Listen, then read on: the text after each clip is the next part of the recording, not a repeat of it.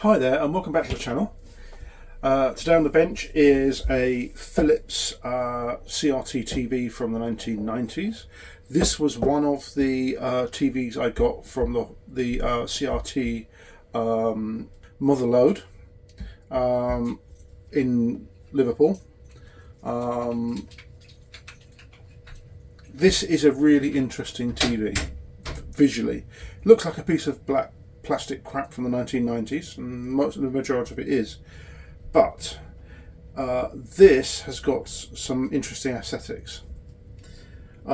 This is a G90AE, that's what it says on the back here, and it looks like any old 1990s set. It's missing its flap on the front here. We've got power, program, up and down, volume, inputs that look a bit corroded, standby, light, tuning, contrast, and store and search on the front. Then, if we turn it around on its side, you'll notice that it's got grab handles and these big vents and speakers on the sides here, which is really fascinating. That's noticed on the front here, just on the front there's a thing called TXD, which means it's teletext capable. Then we turn it round to the back, and it doesn't look like much. It's a Scott socket TV with a composite and also RF in. This is an aerial that's missing, so I think I'm going to take that off in a minute.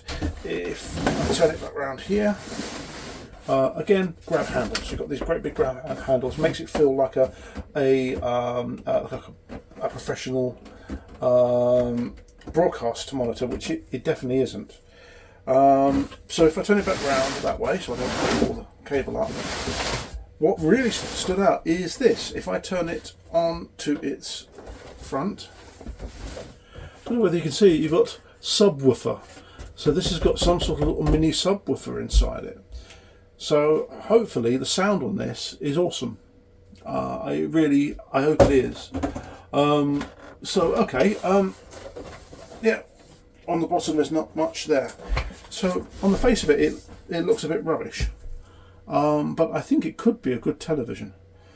So just touching this thing is terrible. So what I'm going to do right now is give it a clean.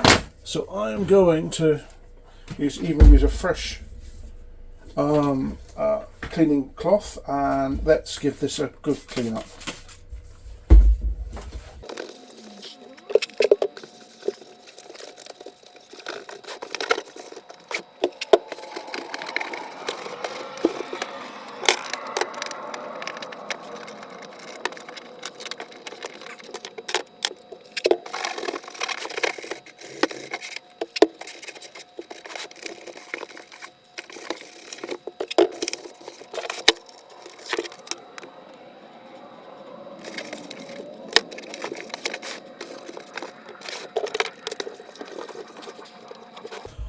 Okay, so it's a little bit better.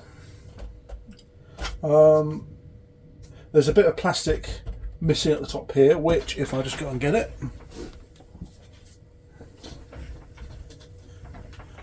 it came off and I managed to rescue it. So it's a little bit of plastic just here. So that I'm going to glue back on. The cable looks okay. It's got one or two marks and bangs. Yeah, so I am going to have to put another cable on, but not just for testing. It's actually stripped the insulation on the outside, but not down to the main wire. So it's going to need a new cable on it. I think I've got a spare cable. It's got no fuse in. It came to me with no fuse. So if I put a fuse in, it's a bit ominous. Let's do a quick check.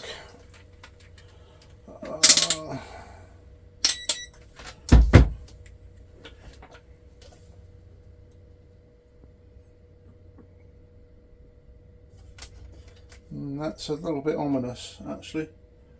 Oh no, 2.7 kiloohms, that's not too bad. Turn off. Yep. No, that's absolutely fine. Yeah, that's fine.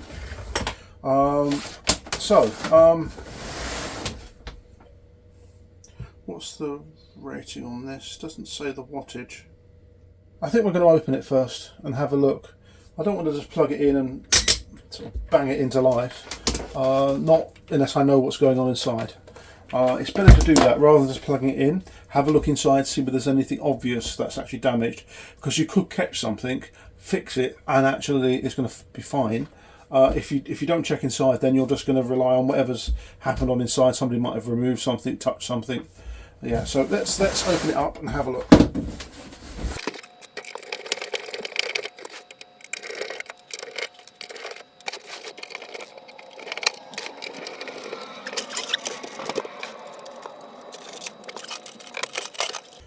So we've got some cables all caught up.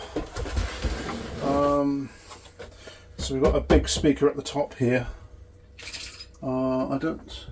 Yes, we've got speakers on the side and a speaker on there, so it might actually have a very nice, if it works, a nice sound to it. Ideal for PlayStation 2.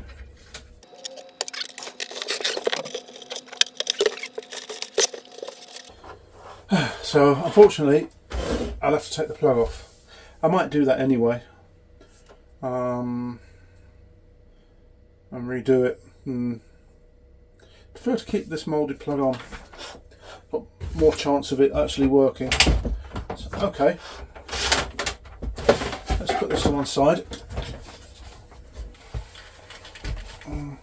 We've got some standoff broken parts appearing. This is the problem with the cheap 90s stuff, is it just falls apart. Okay, gloves time.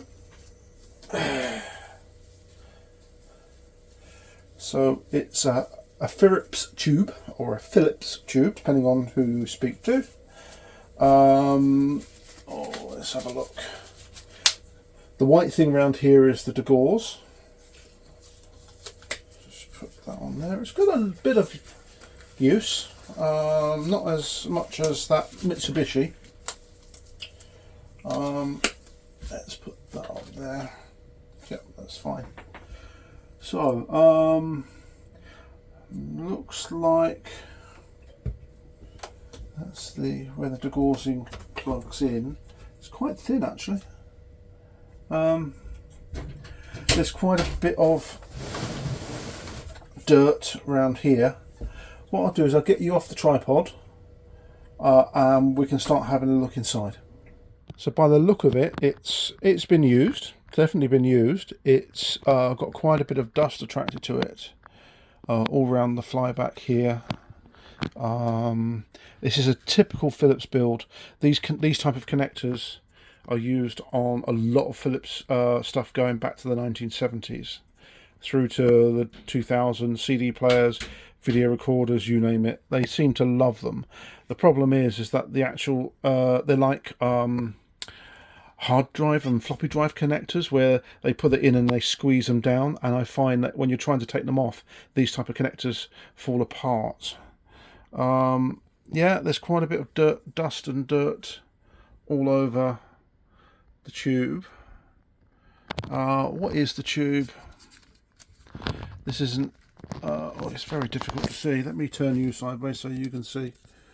AE36 EAM11X16. Okay, let's have a look, see whether we can date the thing. Oh yeah, we can. Yeah, we can. There we go. TDA 3561A, which is probably a jungle chip, and that's a 9214, so 14th week of 92.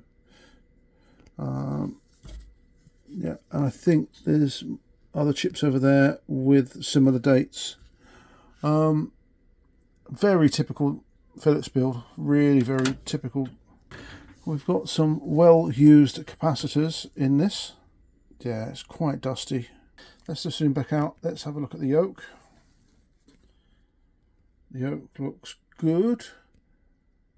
No corrosion, no nothing like that. Turn it around here. The DAG connection's still connected. Yeah, the majority of the dust is all over by the flyback. Something could have blown, I don't know. I'm just having a look.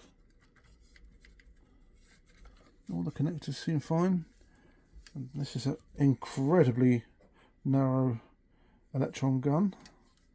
Let's see whether we can do that. Let me just go and get something to wipe that. Hold on. Right. So I've got a cloth with a bit of stuff on. Let's see whether we can see what the condition the tube is in. That doesn't look too bad, actually. Looks like, yeah, if you look very carefully, if I zoom in, so you can see the different cups and different sections.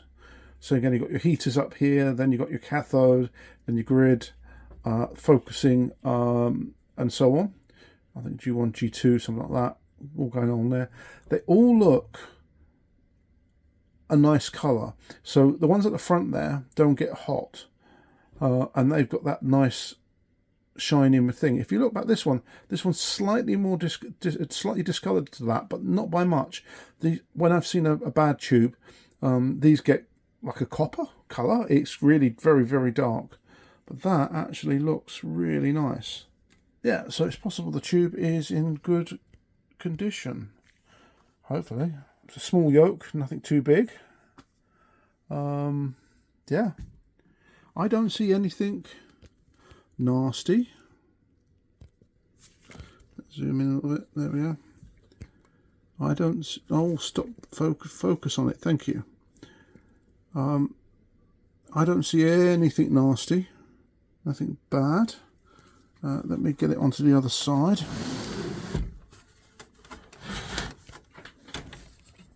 It's an interesting little pot there. That one just there. So this is not a hot chassis set, I believe, because of that. Okay, I'm going to pull this board out and let's see what else we can see. So I pulled the board out just a bit further, so all the controls away from the front. That's possibly a jungle chip over there. One of those is going to be a teletext chip of some sort. I think actually SAA 5731. There it is. Yeah, that's the teletext chip. Let's have a look on the power side. Yeah, all looks okay. The switch doesn't look like it's fallen apart. Is there anything in the fuse? Looks like it.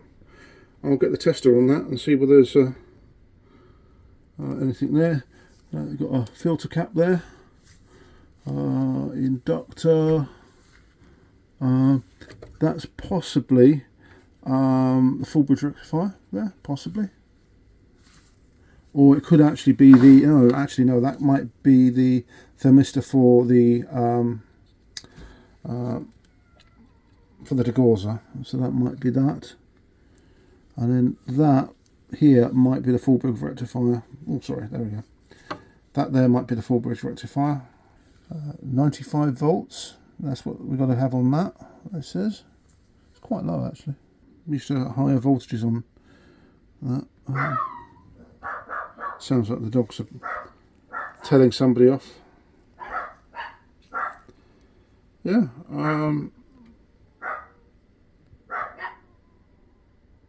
Lots of Phillips silicon. So yeah, I don't see anything major. I don't see anything. Actually, that might be the full bridge rectifier just there. There we go. So we've got diodes. We have to check on the configuration. 4 of them. Yeah, I feel confident plugging this in and seeing what happens. So if I push that back in, let's have a quick look at this. Yeah, not too bad. No, apart from some, there's no There aren't any electrolytic capacitors at all on the back end of that. That could go wrong. I don't think I've got... Yeah, I haven't got the tube tester for that, I don't think. That one. Let's put that back on. Oh, that doesn't want to go in. Go on. There we go. So AE36. There we go. That's a bit brighter. AE36 EAM11X16. I'll go and have a look that up. Yep, A36 EAM11X, that's where my mouse cursor is. That's 6.3 volt heater and socket number 31 yet again. So I need to just get hold of a socket 31 or build one that actually works. So yeah, so we can't really do the tube test on that one. Okay, let's just go and apply some power through the current limiter. Okay, so unfortunately, due to the case arrangement with the cable, the case is just over here. Focus on that, thank you. Yeah, so the case is just there. Power supplied, TV there, bulb there. That might light up. It's currently on load. So all I have to do is turn that on and turn the TV on, and we'll find out if it's going to go bang or not. We've got the load over there. Let's see what happens. So that could be the degauser taking up a lot of current. Is that going down? Oh, it's going down. There we go. We have a light on the front. Something cracked. I heard a crack, but we've got no high voltage. I heard a crack. I don't know whether you heard it on the audio. I think it's not starting up. That's the power supply pulsating. Okay, right. So I think the TV's not starting up properly because the current is limited. The light is coming on there. So, okay, let's go for it. Let's just bang it. Are you ready? Bang the thing. Ready? 1, 2, 3.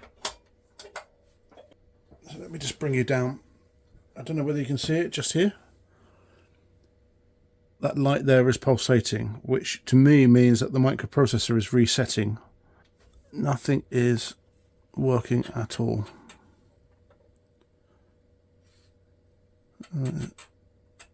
It's responding to that. 6.6 watts over on the meter. Every so often that is now flashing. 6.6. And it is responding. It's flickering to a press of the buttons on the volume and the program. Nothing at all apart from that. So I've been diving into the Philips. As I said, I've taken the whole thing apart and got the circuit board out on the bench, and I've just been looking around. I thought, okay, let's look for dodgy solder joints, and I've been testing diodes and stuff like that, and everything looks okay.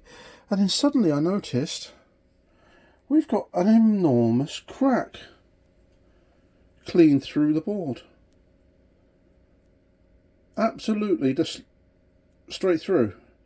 So we're looking at, let's see whether I can get this in there. So we're looking at 1, 2, 3, 4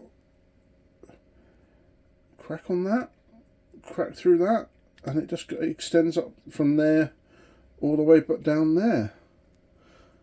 So okay, I'm going to have to run some bodge wires and stuff like that. I might scrape back some of this. As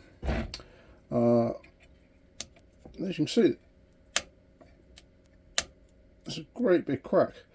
So yeah, so I might scrape some of the mask off and actually try to put solder across, some might be bodge wires. So yeah, I'm going to try that, and then we'll then put the thing back together again and see what we get. But yeah, that's could be a bloody good reason why it doesn't want to work. I've completed the bodge wiring, so I've followed all the tracks and basically worked out where they went to, and then created all the bodge wires to go on there. I've just got a little bit of tidying up just there and there. I've buzzed out all of these tracks just to make sure they're all good. It is literally a crack from that piece of plastic to that piece of plastic there, and that's the mounting point for the flyback. So the entire flyback was pretty much dead, purely because of that crack. It goes from literally there all the way through in an arc. So yeah, that's an interesting thing. It's possible what's happened is the TV's been dropped or received a shock, and the mass of the flyback itself has shifted and cracked the board. By the looks of it, the flyback's like a cylinder like that, and it's actually twisted like that and causing the crack in the board between the two mounting points for it. So yeah, it's not pretty, but it's going to work, hopefully. So what I'm going to do is just tidy it up, give it a clean up, and then I'm going to put the board back in the TV, and then we're going to power it up and see what happens. I am going to use the dim bulb on this one. I don't particularly want it just to go bang, because we're talking fairly high voltages around here. Well, some of them are anyway. But yeah, this basically feeds a lot of the power to the whole board on this this model of TV. So yeah, let me just clean it up and let's get the board back in.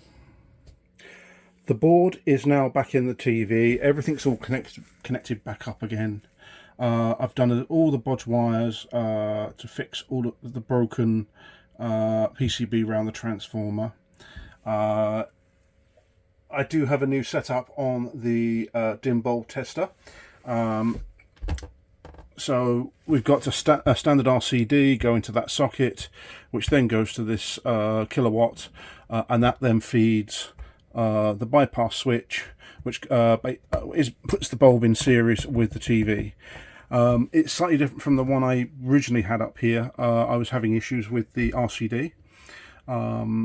So essentially what I'm doing is I'm separating out the RCD and the socket from the rest of it, whereas before I was trying to do it all in one go. It makes it a bit simpler and easier to look after. I'm currently building a isolation transformer here. You'll probably see another video on that one. Either it'll come out before this video or afterwards. I'm not entirely sure when. I'm just waiting for parts to come in. So yeah, we've got power. It's on load, so that it's going through the bulb. If I turn that on, I can go to the TV and let's see whether it powers up. Are you ready? There's a little light on the front here, which should come on.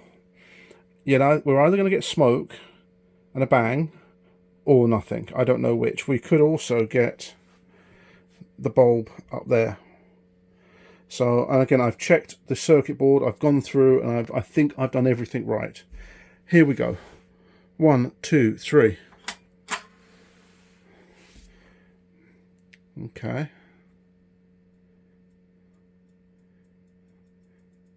Is that even... Yeah, it's reducing, and that's the degaussing. 77 watts. Oh, look. Look what we've got. We've got something. Okay. I think it's time to switch in the bypass switch. So I'm just going to switch that one there. 1, 2.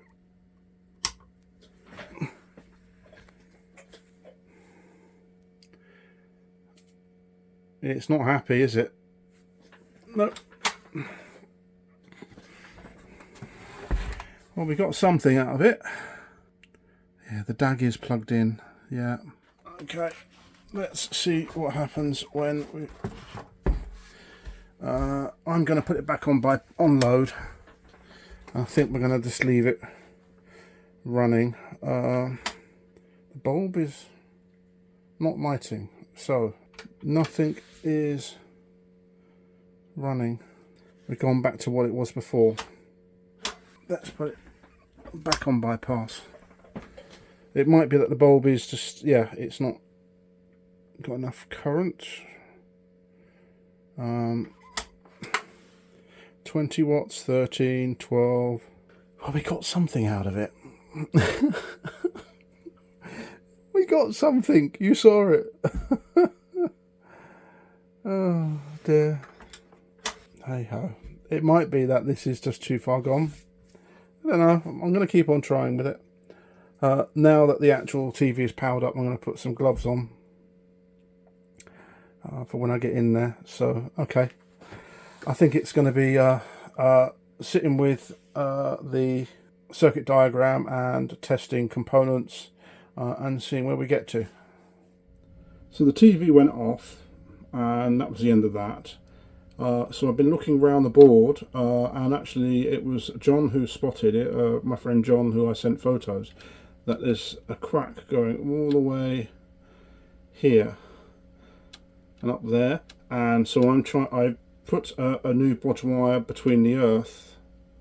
Well, it's not, I think, yes, I don't think it's the ground or the earth, whatever it is. And that is broken. So I've got to make a connection to that goes to there. Yeah, so I've got to make a connection all the way up to here, which is what that one is going to be. This is all very messy, and in here I can't tell where the tracks go. So I've just been trying to slowly scrape away some of the track and ohm it out.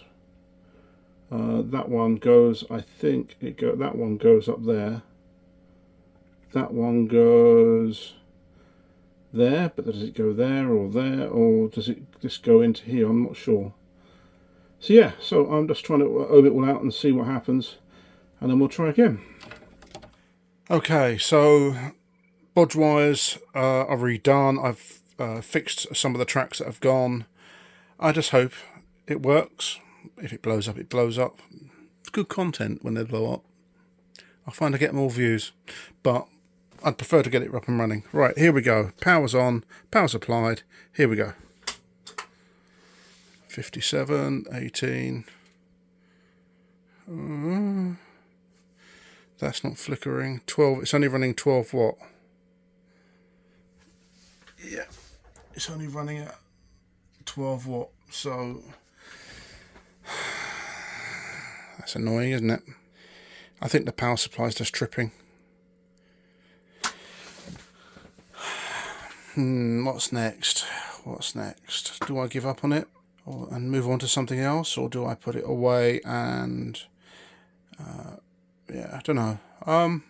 If something else has tripped or broken, you know, like a transistor's gone, I've got to try and track it down, and this board is damaged. Not sure yet. So this is pretty much a total bodgerama. I'm finding more and more traces which have gone.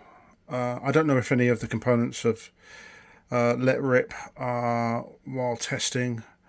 Again, I had to let me get the thing. It's my great big lumps of meat in the way. That there's a bodge between. Sorry, there was that just literally there. I don't know whether you can see it. That was broken. This is still intact between here and here. This one here connects there to here, and it's that trace going through there. There's two breaks in it. I had to redo this one. I think I put it on the wrong one. That one was added. Yeah, it's just an absolute bodge. I want to see whether I can get it going again. I'm pleased I got something out of it. So the money I paid for the thing is, I would call it money towards the channel. It's sort of, yeah, it helps with the videos. I don't expect this thing to be a long-termer at all. I just want to see whether I can get it working. So, right, I'm going to I'm going to push the board back now. turn the TV back up on its base, and let's see whether we get anything out of it. So power's applied, just got to press the switch. Let's see what happens.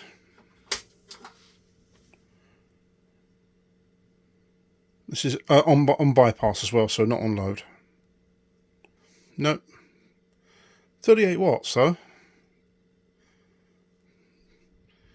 So we've got more, whether something's just burning out or I don't know. But there is absolutely no high voltage whatsoever. Microprocessor seems to have stalled for the buttons. Let me just put it back on load, just so we can see what's going on. 76 watts, 75, 76 watts, 76 watts. Sitting there, that's quite high without a picture. So